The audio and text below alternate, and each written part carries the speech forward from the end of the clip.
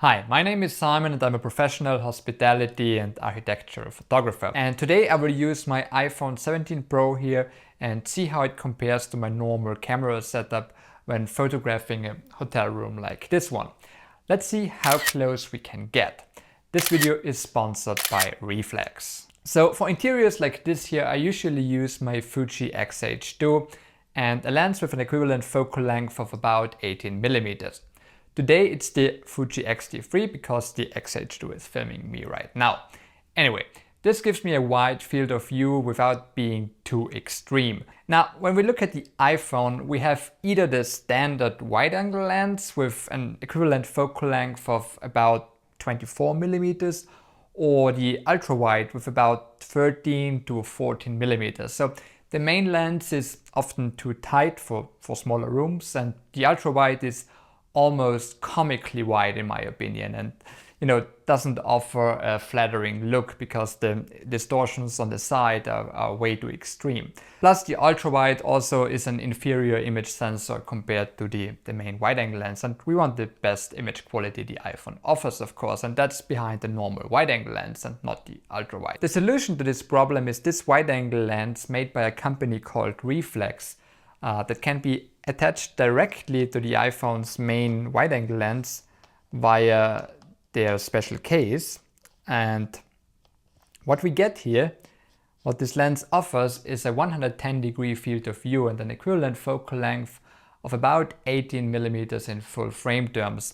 Actually, it's a little bit wider in my opinion, but yeah, that matches almost exactly with my more professional setup. And generally the 18 millimeter ballpark is incredibly versatile, not only for architecture and interiors, but also for all types of landscape work. But the best thing here is, in this case, that we can attach the reflex lens to the iPhone's main wide-angle camera. So we have an ultra-wide field of view, but with the biggest and best image quality, the biggest sensor the iPhone offers. So there should be no compromises in terms of image quality whatsoever. Now, I already composed my shot here and we are ready to start photographing. So if I would, use my normal camera setup here, approach this with multiple exposures and added flash bulbs, which I'd go around and, trigger with my iPad and my little flash here and illuminate different areas of the room with a flash. And in post-production, I'd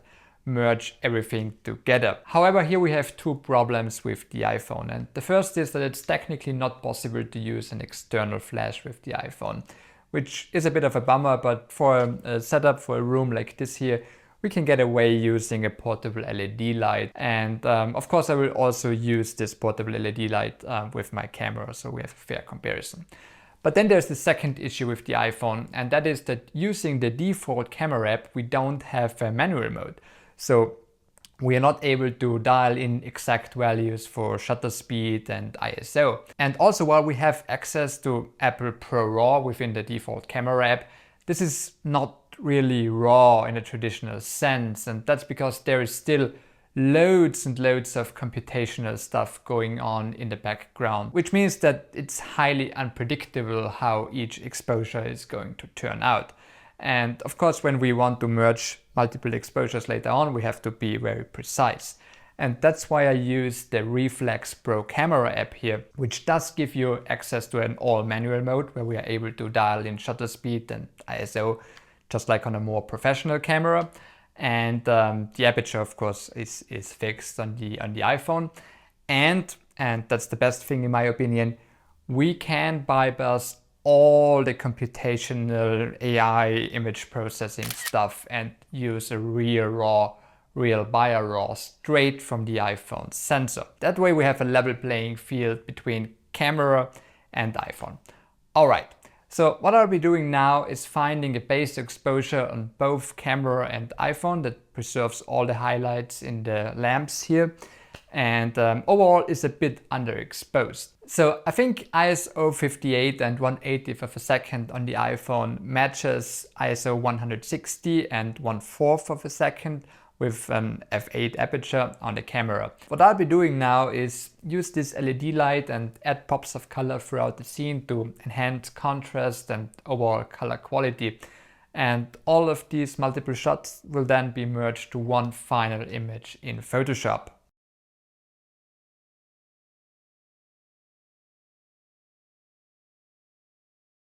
Okay, so now that we are back home, let's look at the final edited images. Can you guess which one is which? Or do you like one more than the other perhaps? As a disclaimer, I have to say that due to the fact that I couldn't use flash with both iPhone and mirrorless camera, the quality of the images is not completely up to my usual standard, but I think they are nice enough. Okay, so this is the iPhone and this is the Fuji. And I have to say that in some aspects I actually prefer the iPhone shot here. It's certainly not really worse in my opinion. Of course there are a few differences because I had the iPhone on top of the Fuji, so the perspective is slightly different, and also its natural aspect ratio is 4:3 and not 3:2. And the reflex wide angle lens I think is a bit wider than 18mm full frame equivalent, so I had to crop in a good amount. But the image quality is certainly there, even cropped in, and even though after cropping we are looking at something like 8 to 9 megapixels perhaps, because the iPhone sensor when shooting at real traditional RAW only resolves 12 megapixels to begin with. But make no mistake, the 12 megapixels we get when shooting real bio RAW using the REEFLEX Pro camera app is far superior, for this type of more professional work at least, than anything else we'd get with the 48 megapixels of Apple ProRAW. Just look at this here. Here we have the iPhone with the normal ultrawide lens, shot in Apple ProRAW at 48 megapixels. And when we crop in here, we see that even though it's shot at 48 megapixels in theory, there's not a whole lot of detail. I mean, it's all mushy and, heavily denoised, and I don't know what else is going on here behind the curtains, but it's not very, very detailed. And it's a little bit better when shooting with the main lens, with the main standard wide angle lens, also 48 megapixels Apple ProRAW. But still, when we zoom in here, look at the flooring and the carpet. There's not a whole lot of detail. And compare that now to the 12 megapixel bio RAW we get when using the reflex combo, both lens and app. And now, even though we only have 12 megapixels when we crop in, it looks like a proper camera. We have lots of detail in the flooring, this fine wood structure here, and in the carpet. Yes, there's also a lot more noise because it is not denoised in any way, shape or form because it's a real RAW. But I take more detail and more noise over no detail, no noise any day. And besides that, with today's denoising tools, just like here in Adobe Lightroom, that takes a few seconds, we can get rid of most of the noise without any issues. Exactly. Look here, now we have the image denoised and the noise is almost completely gone, and we still have lots of detail in the floor here. So yeah. Now, what we also see when looking at these three images is how the iPhone's ultra wide and the iPhone's standard wide angle lens both don't quite work for this shot here, whereas the reflex wide angle lens sits at a real sweet spot in terms of focal length. Now, when working with these files, I also noticed that there is some distortion introduced with the reflex lens, or at least it's not corrected in phone because we are shooting real RAW here. But yeah, you see it here on the edge of the frame with this door frame here. But it's nothing to be too worried about because it's fairly linear and quite easily corrected with, I think, a +10 in Lightroom, and the distortion is essentially gone. Now, if you're interested, I can also quickly explain the editing process here and how I arrived at the final image.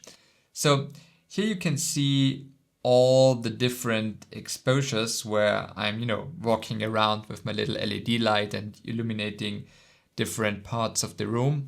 And so for each of those shots, I applied the distortion correction, noise reduction we talked about, and also some, raw processing where I pushed the image a fair bit in terms of highlights and shadows and some vibrance and saturation.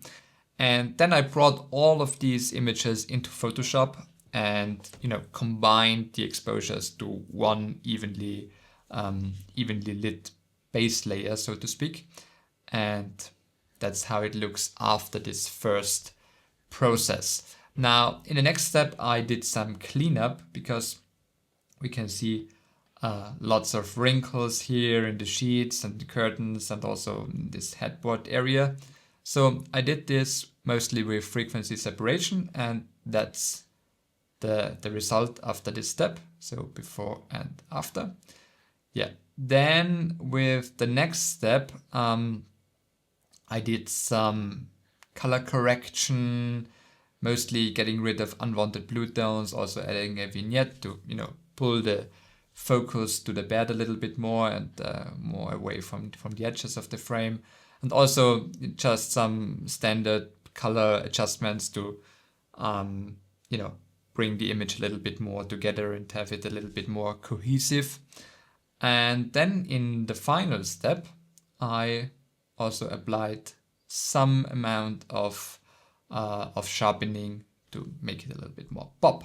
Yeah, and that's the result.